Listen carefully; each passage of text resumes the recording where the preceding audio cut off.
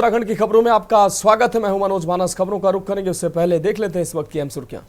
PM Modi की प्रस्तावित शीतकालीन यात्रा, हरसिल पहुंचे सीएम धामी, तैयारियों का लिया जायजा। शीतकालीन यात्रा पर जल्द मुखवा पहुंच सकते हैं पीएम मोदी। 25 फरवरी को कोटद्वार दुगड्डा में शहीद मेले का होगा उद्घाटन। मुख्यमंत्री कई करोड़ों की विकास योजनाओं का करेंगे लोकार्पण और शिलान्यास। हर साल आयोजित होता है शहीद मेला। पहाड़ियों पर अभद्र टिप्पणी को लेकर सियासत गर्म। कांग्रेस बीजेपी प्रदेश अध्यक्ष महेंद्र भट्ट पर हमला बोला, कहा बयान से पहले पार्टी नेताओं पर करेंगे कार्रवाई। फायरिंग विवाद में प्रणव चैंपियन को मिल सकती है राहत। हत्या के प्रयास की धारा गैरइरादतन हत्या के प्रयास की धारा में बदला। मामले में एसपी ने साधी चुकी। हल्द्वानी में दस्तावेज लेखकों की हड़ताल शुरू। ऑनलाइन रजिस्ट्री को लेकर दस्तावेज लेखकों की शिकायत। ऑनलाइन प्रक्रिया के विरोध में उतरे। रामनगर पुलिस का अवैध नशे के खिलाफ एक्शन। पुलिस ने आरोपी मुजफ्फर अली उर्फ पारे के घर से बरामद किया गांजा। मामला दर्ज कर कोर्ट में किया गया पेश। आप देख रहे हैं की न्यूज, खबरों का सारथी। और अब खबरें विस्तार से। हम रिपोर्ट से बुलेटिन की शुरुआत करते हैं। उत्तराखंड विधानसभा के सत्र के दौरान समय समय पर विपक्ष और पक्ष और विपक्ष के नेताओं के बीच टकराव और हंगामे की तस्वीरें अक्सर चर्चाओं में रहती हैं। 18 फरवरी से 22 फरवरी तक 5 दिन तक चले इस बार के विधानसभा बजट सत्र के दौरान भी पक्ष और विपक्ष के नेताओं के बीच हंगामे की तस्वीरें भी सामने आई और सभी ने देखी। एक और जहां विधानसभा के बजट सत्र के दौरान 1 लाख करोड़ से अधिक का बजट पास किया गया, वहीं 13 विधेयक भी पास किए गए हैं। वहीं सदन में संसदीय कार्य मंत्री ने के एक बयान से पूरे प्रदेश में पहाड़ मैदान को लेकर बवाल मचा हुआ है। ये रिपोर्ट देखिए।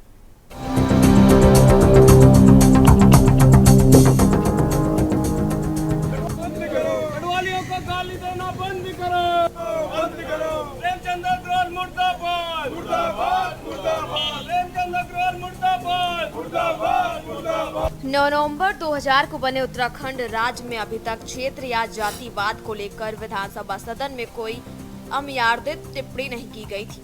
कहीं न कहीं शांत वातावरण वाले पहाड़ी प्रदेश उत्तराखंड की विधानसभा में प्रयोग होने वाली ऐसी भाषा को लेकर सभी बुद्धिजीवी चिंतित हैं। संसदीय कार्य मंत्री प्रेमचंद अग्रवाल के एक शब्द से भाजपा के तमाम कामों पर पानी फेर दिया और पूरा प्रदेश मंत्री के ऐसे शब्दों को लेकर विरोध कर रहा है। इस बयान के बाद सीएम पुष्कर सिंह धामी ने भी प्रेमचंद अग्रवाल को माफी मांगने के लिए कहा था। मंत्री प्रेमचंद अग्रवाल के अनुसार उन्होंने राज्य आंदोलन के दौरान लाठी डंडे खाए हैं, लेकिन उनका इस तरह विरोध किया जा रहा है। उन्होंने कहा कि 3-4 दिन से उनके खिलाफ दुष्प्रचार किया जा रहा, जो कि ठीक नहीं है। वहीं कांग्रेस विधायक मदन सिंह बिष्ट के अनुसार उन्हें बिना सबूत के ये कहा गया कि मदिरा पान करके वो सदन में पहुंचे हैं। अगर ऐसा है तो मेरी जांच क्यों नहीं करवाई गई? देखिए, आप जानते हैं जिस प्रकार का पिछले 3-4 दिन से पूरे प्रदेश भर में लोगों ने दुष्प्रचार करने का काम किया, क्योंकि मैं सच्चा हूं, मैंने ऐसा कुछ नहीं किया। कोई शब्द या किसी प्रकार की न मेरी भावना थी, और मैं माँ के पावन चरणों में सिर्फ ये कहने के लिए आया था, हे माँ मेरे साथ न्याय कर, क्योंकि मैंने कोई गलत काम नहीं किया, न मैं किसी को गलत कहा, न कभी मेरी मंशा थी, न है, न रहेगी, न सोच सकता हूँ। मैं यहीं पैदा हुआ हूँ। मेरा जो आप यदि देखें मेरा पुराना सारा इतिहास, मेरा परिवार एक बहुत संस्कारित परिवार है, संघर्षशील परिवार है। खुद मैंने चाहे राम जन्मभूमि का प्रकरण रहा हो, चाहे उत्तराखंड आंदोलन रहा हो, मैं अभी एक उत्तराखंड आंदोलन की बात आई, जरा मैं उनसे सिर्फ ये फ़ोटो दिखाने के लिए आपके माध्यम से कि आप देखिए कि ये मैं नीचे लेटा हूँ और कितने पुलिस वाले मुझे पीट रहे हैं। क्या ये ऐसा एक भी कोई व्यक्ति उनके पास है? चारों तरफ आप देखिए पुलिस वाले हैं, फ़ोटो उनकी नहीं आ रही, लेकिन उनके पैर आ रहे हैं। मैं नीचे पड़ा हूँ और हाथ ऐसे लगा के अपनी सुरक्षा कर रहा हूँ। परसों की बात रही जब हाउस में हंगामा सा हुआ, किस तरीके के उन्होंने बयान दिए थे, किस तरीके के बयान दिए थे। पहाड़ का विधायक बोल रहा था, उनको उस तरीके से बात कर रहे थे वो। और उसके बाद में क्या उनका रवैया रहता है हाउस में? क्या वो हाउस के कोई हेडमास्टर है या कोई प्रिंसिपल है? अरे मेंबर सारे हैं, जब तुम मेंबर हो तभी तुम मंत्री बने हो, यदि मेंबर ही नहीं होगे तो मंत्री अपना भी तो व्यवहार संभालना चाहिए। हमारे लिए क्या कहा उन्होंने उस दिन, कि शराब पिए हुए थे। भाई हमने तो कहा टेस्ट करा ले, सरकार तुम्हारी, सब कुछ तुम्हारे, स्पीकर सब कुछ वो है, तुम टेस्ट करा लो। क्यों पहाड़ की बात, क्या पहाड़ के उसमें उन्हीं के कार्य हमने भी उसमें देखा। ये कितनी बार आश्वासन लेंगे आप? नहीं, देखिए राजनीतिक क्षेत्र के अंदर जनप्रतिनिधि जो होता है उसको संयम के साथ रहना चाहिए। अभी हमारे मंत्री हैं, लगातार चौथी बार के विधायक हैं, तो ये कहना हर बार ज़्यादा मतों से जीतते हैं, तो ऐसा नहीं कि एक पक्ष विचार किया जाए, लेकिन क्योंकि जब विषय समाज के बीच में दुष्प्रचार का चलता है तो पार्टी दिशा निर्देश ही दे सकती है। और हमने उनको इस बात के लिए बहुत कड़ाई से कहा है कि इस प्रकार की जो शब्दावली हैं और जिसका राज्य का वातावरण खराब होता है उस प्रकार वो संयम बरतें। लेकिन मुझे बताते खुशी भी है, उन्होंने उसके लिए पहले तो उन्होंने कहा कि मेरा दूर दूर तक इस प्रकार का कोई भाव नहीं है, फिर भी किसी की भावना को ठेस पहुँची है तो उन्होंने खेद प्रकट किया है। विधानसभा सत्र के दौरान हुए इस घटनाक्रम से कहीं न कहीं पहाड़ से लेकर मैदान तक के लोगों में उबाल है। सभी प्रदेशवासी आने वाले चुनाव में भाजपा को सबक सिखाने की बात कह रही हैं और सीधे सीधे मंत्री प्रेमचंद अग्रवाल का इस्तीफा मांग रही हैं। हालांकि भाजपा ने अपने मंत्री को इसके लिए माफी मांगने के लिए कहा। संसदीय कार्य मंत्री प्रेमचंद अग्रवाल ने इस बयान को लेकर माफी भी मांगी। वहीं कांग्रेस और विपक्षी पार्टियों का कहना है कि इस तरह की अमर्यादित भाषा का प्रयोग कतिपय बर्दाश्त नहीं किया जाएगा, सदन की गरिमा बनाए रखनी होगी। साथ ही कांग्रेस के अनुसार भाजपा को पहाड़ मैदान, हिंदू मुसलमान और किसी भी समुदाय को बांटने में महारत हासिल है। राज्य में महंगाई, बेरोजगारी, स्मार्ट मीटर, आशा वर्कर से लेकर तमाम मुद्दे हैं जिन पर बात होनी चाहिए, लेकिन क्षेत्रवाद, जातिवाद पर बात करने की बजाय प्रदेश के विकास पर बात की जानी चाहिए। उपनेता प्रतिपक्ष भुवन कापड़ी के अनुसार हम पहले उत्तर प्रदेश के निवासी थे और अब उत्तराखंड के निवासी हैं। किसी भी तरह के क्षेत्रवाद की बात नहीं होनी चाहिए। देखो, हमारे देवभूमि उत्तराखंड अलग राज्य की स्थापना इसलिए हुई थी कि हमारे लोगों के हितों की बात उत्तर प्रदेश के टाइम पे नहीं हो रही थी। और ये देवभूमि है, बद्री, केदार, गंगोत्री और यमुनोत्री, यहाँ पर 4 धाम है। और जिस तरह की हमारे विधानसभा में हमने जो कल देखा, हमारे एक वित्त मंत्री ऐसे हैं भाजपा सरकार में जिन्होंने इस तरह के शब्द बोले हैं कि अब हम अपने मुंह से बोलना नहीं चाहते। और जिस तरह से उन्होंने बोला है, मैं भाजपा सरकार से और मुख्यमंत्री धामी से निवेदन करता हूं कि ऐसे मुख्यमंत्री को, ऐसे नेता को, ऐसे प्रेमचंद अग्रवाल को हमारे प्रदेश में रहने का कोई अधिकार नहीं है। उनको यहाँ से तुरंत उनको बर्खास्त करो और यहाँ से निकाल कर भेजिए। कहीं ऐसा ना हो कि कोई उत्तराखंडी जिस हालत में उत्तराखंड आंदोलन के दौरान यहाँ के लोगों ने अलग आंदोलन चलाया और लोगों ने अपनी छाती पे गोली खाई है। नहीं, सबसे पहले तो करण मेहरा ने वीडियो डाला था और मैंने पूरे प्रदेश में पुतले फुकवाए हैं मंत्री और सरकार के। सबसे पहले मेरे खिलाफ कार्रवाई करें महेंद्र भट्ट जी, तब औरों को हाथ डालें। मैं सहर्ष अपने आप को सामने ला रहा हूँ और कमजोरी न समझे महेंद्र भट्ट।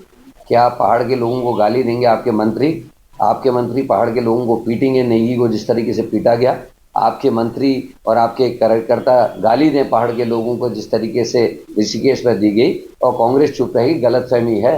ये पूरा उत्तराखंड उत्तराखंडियत से बना है, चाहे वो हरिद्वार का रहने का नागरिक है, चाहे वो धारचूला का रहने वाला व्यक्ति है, चाहे वो चक्राता का रहने वाला व्यक्ति है। देखो, जो विधानसभा है एक ऐसा न्याय का ऐसा मंदिर है, ऐसी जगह है जहां पर अमर्यादित भाषा का प्रयोग करना बिल्कुल भी परमिट नहीं है, हम ये कह सकते हैं। ऐसी स्थिति में आज नहीं बल्कि बार बार जिस ढंग से प्रेमचंद अग्रवाल जी ने अमर्यादित भाषाओं का प्रयोग किया है वो बिल्कुल क्षमा लायक नहीं है।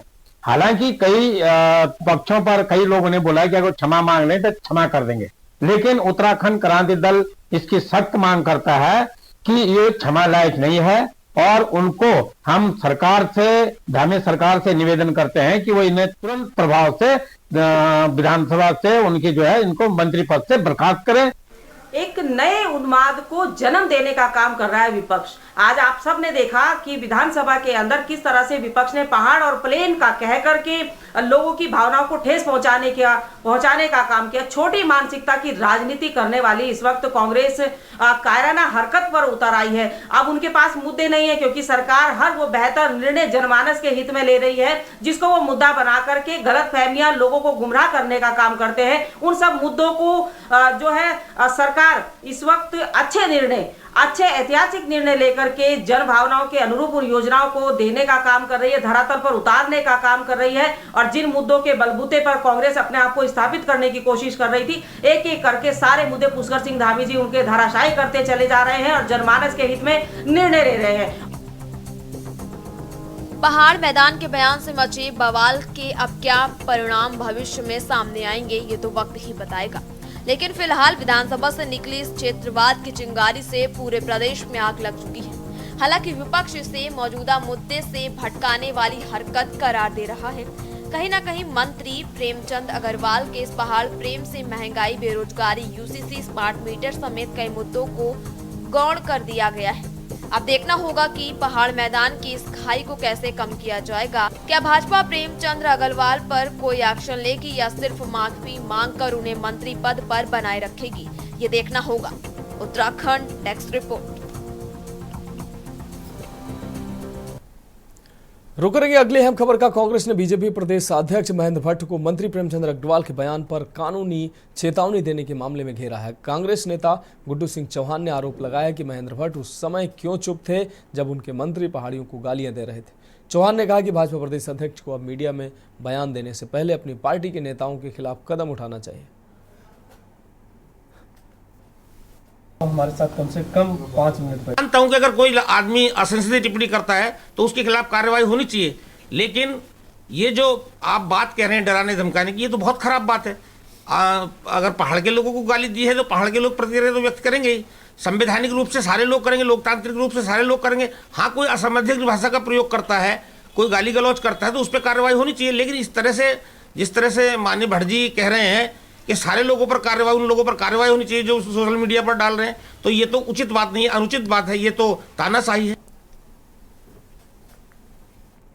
उत्तरकाशी में मुख्यमंत्री पुष्कर सिंह धामी और मुख्य सचिव श्रीमती राधा रतूड़ी ने सोमवार को हरसिल पहुंचकर प्रधानमंत्री नरेंद्र मोदी के प्रस्तावित शीतकालीन प्रवास कार्यक्रम की तैयारियों का जायजा लिया।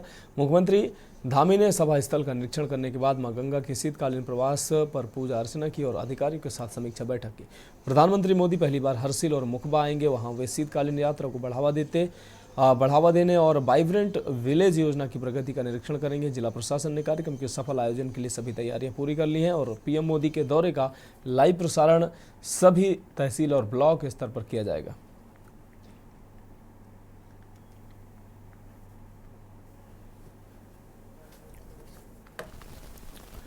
मुख्यमंत्री पुष्कर सिंह धामी 25 फरवरी को कोटद्वार के निकट दुगड्डा में शहीद मेले का उद्घाटन करेंगे। बीजेपी के जिलाध्यक्ष बीरेंद्र रावत ने बताया कि साल भी शहीद मेला आयोजित किया जाएगा, जिसमें मुख्यमंत्री धामी शिरकत करेंगे। इस अवसर पर मुख्यमंत्री कई करोड़ों की विकास योजनाओं का लोकार्पण और शिलान्यास भी करेंगे। शहीद मेला हर साल आयोजित होता है और इस बार भी लोगों की बड़ी संख्या में भाग लेने की संभावना है।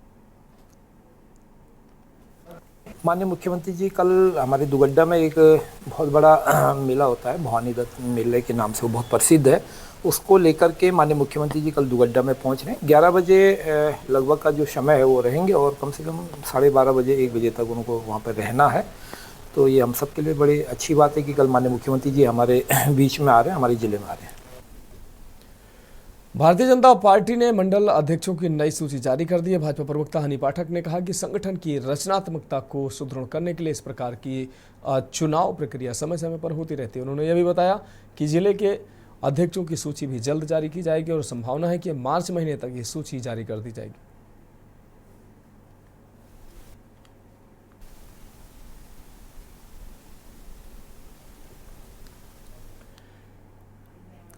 नई टिहरी में कलेक्ट्रेट सभागार में जनता दरबार आयोजित किया गया, जिसमें जिलाधिकारी मयूर दीक्षित ने लोगों की समस्याओं को सुना। इस दौरान जिलाधिकारी ने पीएम विश्वकर्मा योजना की समीक्षा की और उद्योग विभाग के अधिकारियों द्वारा संतोषजनक उत्तर नहीं दिए जाने पर नाराजगी जताई।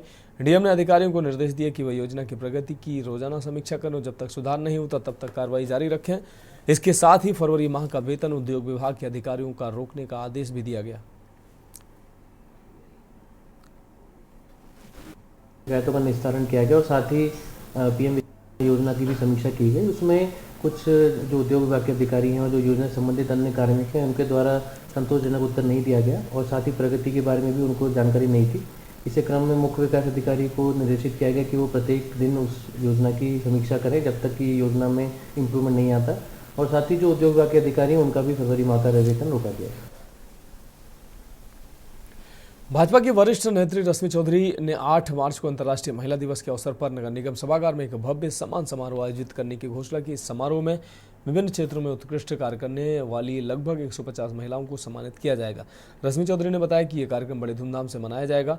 इसके साथ ही रश्मि चौधरी ने कैबिनेट मंत्री प्रेमचंद अग्रवाल के पहाड़ी वाले बयान पर टिप्पणी करते हुए कहा कि मंत्री जी ने अपने बयान पर खेद प्रकट किया है और नेताओं को ऐसी भाषा का प्रयोग करने से पहले बचना चाहिए।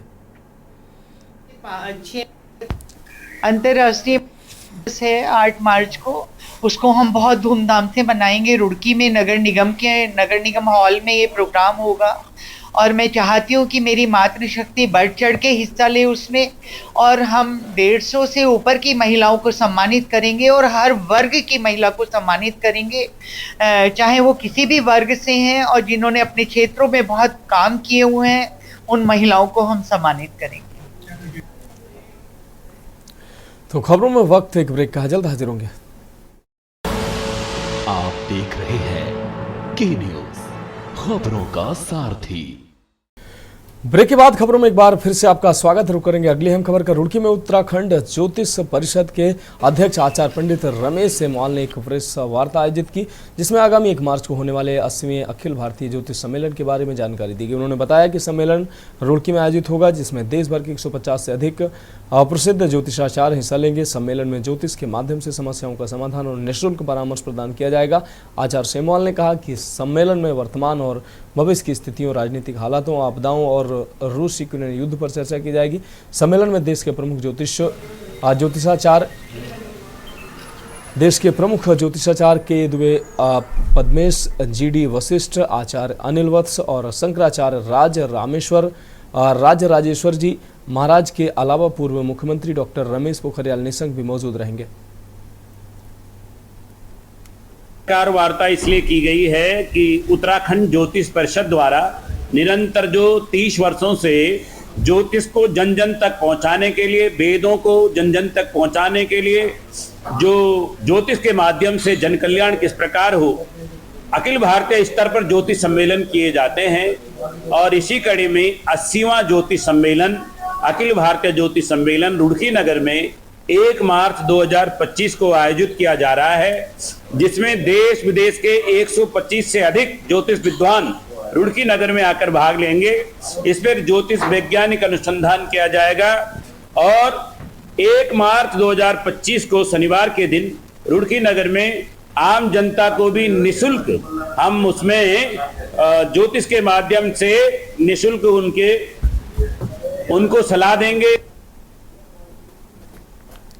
हरिद्वार के रोशनाबाद स्थित विकास भवन सभागार में हेम्प यानी कि भांग के औद्योगिक और व्यावसायिक उपयोग पर कार्यशाला का आयोजन किया गया। सांसद त्रिवेंद्र सिंह रावत ने मुख्य अतिथि के रूप में शिरकत की और दीप प्रज्वलन के साथ कार्यशाला की शुरुआत की। कार्यशाला में विशेषज्ञों ने हेम्प से बनने वाले विभिन्न उत्पादों के बारे में बताया, जैसे कागज, फाइबर, तेल और फर्नीचर, जो पर्यावरण के अनुकूल और टिकाऊ है। त्रिवेंद्र सिंह रावत ने कहा कि हेम्प से बनने वाला बिल्डिंग मटेरियल राज्य के लिए नई दिशा प्रदान कर सकता है और किसानों को आर्थिक मजबूती मिल सकती है। उन्होंने यह भी कहा कि उत्तराखंड में हेम्प की खेती के लिए उपयुक्त वातावरण है, जिससे राज्य के विकास की में नई गति आएगी।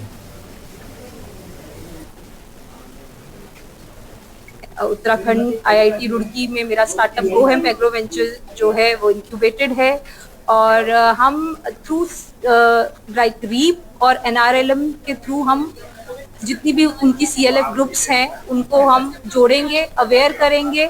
उन जो महिलाएं हैं उनको हम सिखाएंगे कि कैसे भांग के मतलब पौधे से क्या क्या मतलब प्रोडक्ट बन सकते हैं और कैसे वो लाइवलीहुड जनरेट कर सकते हैं। लेकर ये कार्यशाला थी और गौरव दीक्षित जी और उनकी जो बिजनेस पार्टनर भी कहने लापेंड जी, उन दोनों ने संयुक्त रूप से इस पे काम शुरू किया है। हमें भी यहाँ आकर बहुत सारी नई जानकारियां हेम्प के बारे में होती है। नहीं तो जो आम समाज के अंदर जो एक धारणा है भांग को, हेम्प को लेकर, वो इसके बिल्कुल विपरीत है। लेकिन ये भी बात सच है कि भगवान भोलेनाथ पर पूजा में इसका प्रयोग किया जाता है, उनको चढ़ाया जाता है। तो निश्चित रूप से भगवान को जो चीज समर्पित की जा रही है वो कहीं ना कहीं मानव कल्याण की दृष्टि से कह लीजिए कि भगवान उसी का सेवन करते होंगे। इन्होंने हेम्प पर यानी कि भांग जिसको हम बोलचाल के भाषा में बोलते हैं, उस पर इन लोगों ने बिल्डिंग मटेरियल तैयार किया है और इन्होंने अपने गांव में एक होम स्टे भी से तैयार किया है। एक अच्छी शुरुआत है। भांग जो है सब जानते हैं कि शिव को सब बहुत प्रिय थी, शिव को बहुत प्रिय है। अभी भी हम लोग शिवरात्रि पर या अनेक मौकों पर शिव जी को भांग की पत्तियां चढ़ाते हैं।